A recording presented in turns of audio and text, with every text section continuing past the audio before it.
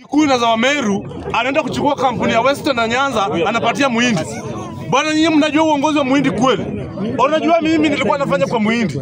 Ati Muhindi akikupatia pesa mingi anakulipa 400. Na 400 nataka kukati na unabaki bure.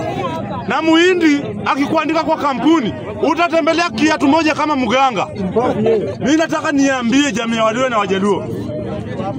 William Samuel Ruto huyu amekuja kumaliza Wajaluo na Waluya. Kwa nini kwa kuna majani chai aendi huko kupatia Muhindi? Yeye anaenda kuchukua kampuni zako Western Nyanza ndio anaenda anapatia Muhindi. Mimi nataka niambie William Samuel Ruto leo, hata wewe kesho ende upatie Rai aende aran kampuni zenye za majani chai, naenda ran Mira, hiyo tutakutambua ni president. Nataka niambie watu Waluya popote muko. Unajua Waluya mumetumika miaka nenda miaka rudi na amsikiangi. Mimi nawaambianga kila siku.